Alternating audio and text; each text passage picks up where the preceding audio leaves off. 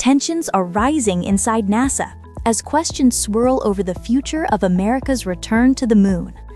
Acting NASA Administrator Sean Duffy has hinted that SpaceX, once the agency's crown jewel for lunar travel, could be sidelined in favor of faster options. That suggestion has shaken up the entire space industry, setting off a quiet scramble among contractors eager to take SpaceX's place. Right now, SpaceX holds a $2.9 billion contract to use its massive Starship rocket to carry astronauts to the lunar surface for the Artemis 3 mission.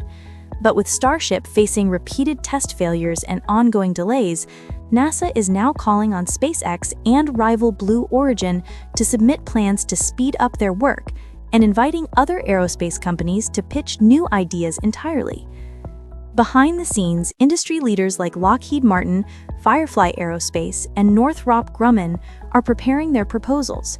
Each claims to offer a faster or more reliable path to the moon. But experts caution that building a new lander from scratch can take 6 to 7 years, a challenge for NASA's current goal of landing astronauts by 2027. At the heart of this renewed urgency is China's fast-moving lunar program.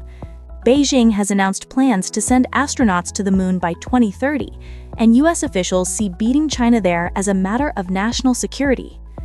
Duffy himself said, "There's a certain part of the moon everyone knows is the best.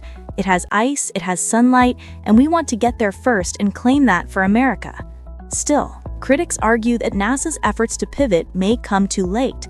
Starship's setbacks are well known: 3 prototype explosions earlier this year and 1 major ground test fire at SpaceX's Texas facility.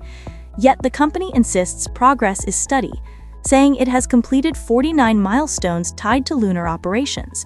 SpaceX points out that most of its testing goals for NASA have been met on schedule, despite the dramatic failures. Blue Origin, backed by Jeff Bezos, is also making its case. The company plans to combine features from its existing Mark 1 and Mark 2 Blue Moon landers to build a hybrid vehicle that could reach the moon with fewer launches and without the need for complex cryogenic refueling. Meanwhile, Lockheed Martin, a legacy NASA partner, says it can assemble a 2-stage lander using spare Orion spacecraft parts, relying on proven shuttle-era engines and long-tested fuel systems to cut down development time. But beyond the competition, one big question remains: is NASA chasing the right goal? Some space policy experts warn that the real race isn't about who lands first, it's about who stays. They argue the agency should focus less on rushing Artemis 3 and more on building a lasting human presence on the lunar surface. SpaceX echoes that idea, saying Starship isn't just about flags and footprints, it's about creating the foundation for a permanent lunar base and eventually sending humans to Mars. Whether NASA sticks with SpaceX, shifts to Blue Origin, or opens the door to new players, one thing is clear: America's next steps on the moon are about more than prestige. They're about leadership, technology, and the long game in space. For now, the countdown to Artemis continues, and the world is watching. This is Newsline USA.